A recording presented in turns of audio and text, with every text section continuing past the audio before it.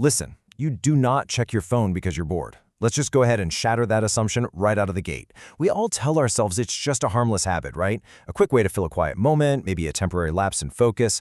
But the truth, as we're going to uncover in today's explainer, is actually far more calculated. Welcome. Today we are digging deep into the hidden psychology of your screen time. Because the hidden reason you keep checking your device isn't a lack of things to do. It's a deeply ingrained, almost invisible loop, designed specifically to keep you reaching out again and again and again. So let's dive into this stark reality.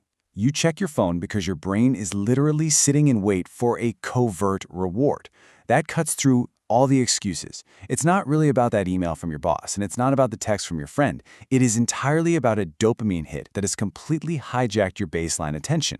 Over time, your brain has been trained, honestly, much like a subject in an old classified psychology experiment, to expect a prize. And that expectation, it completely overrides your logic.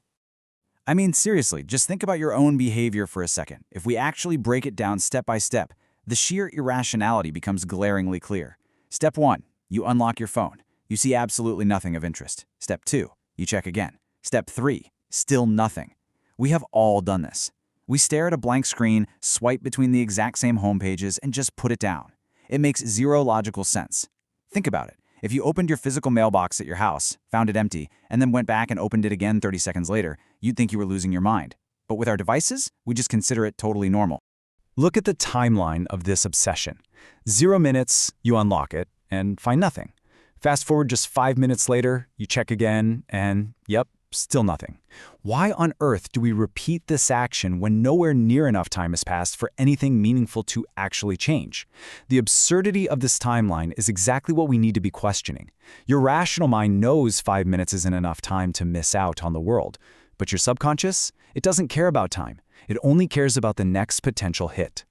And this brings us to the true culprit, the hidden signal. The absolutely crucial point here is that your brain isn't addicted to the message itself. No, it's addicted to the possibility of the message. It's the maybe.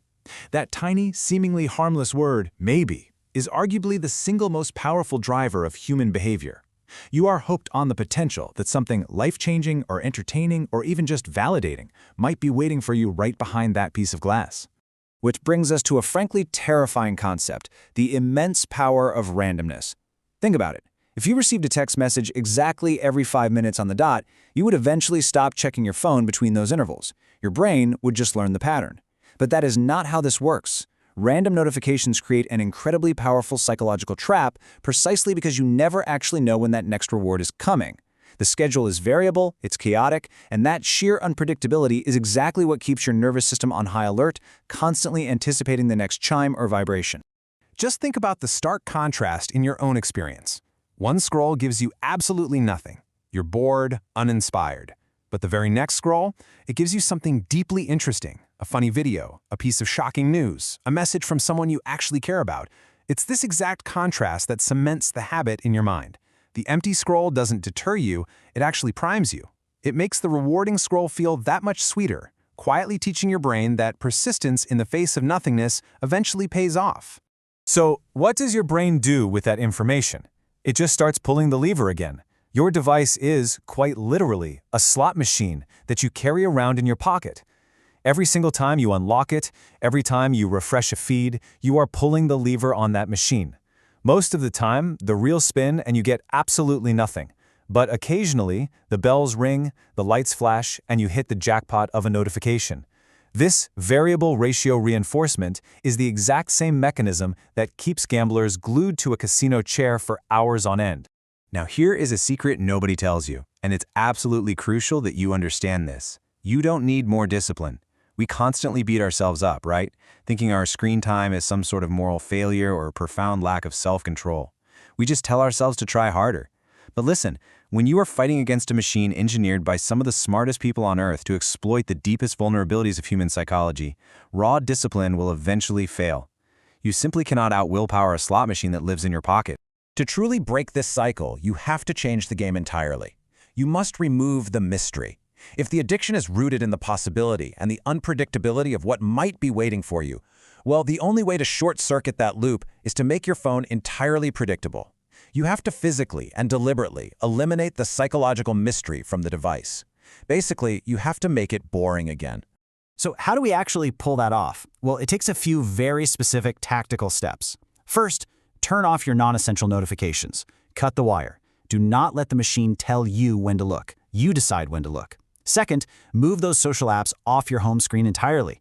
Get them out of sight and out of immediate, frictionless reach. And third, check your phone on a strict schedule. Because if you know you're only allowed to check your email at noon and 5 p.m., the mystery of the 10 a.m. check completely vanishes. You are taking back control of the timeline. But hey, fair warning, even if you lock all this down and implement these steps, your brain is absolutely going to fight back. In a quiet moment, it will inevitably whisper to you, maybe there's something new. It's like a ghost in the machine of your own mind, desperately trying to get you to pull the lever just one more time. When you hear that whisper, you have to recognize it for exactly what it is, the withdrawal symptoms of a variable reward system, not a genuine need for information. Which leaves us with the absolute most important takeaway of this entire explainer. The very next time you find your hand mindlessly reaching for your device, just stop. Ask yourself this stark question.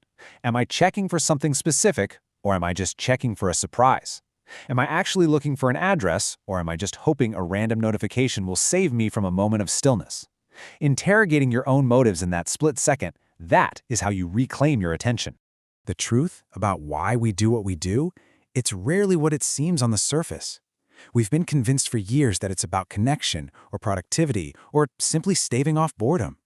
But as we've uncovered today, the mechanics are much deeper and way more intentional. The signal was always there, operating quietly in the background, keeping us completely hooked on the mystery of the next moment. Now that you finally know how the trick works, it's entirely up to you whether or not you keep pulling the lever. Read between the lines of your own habits. Thanks for joining me on this investigation.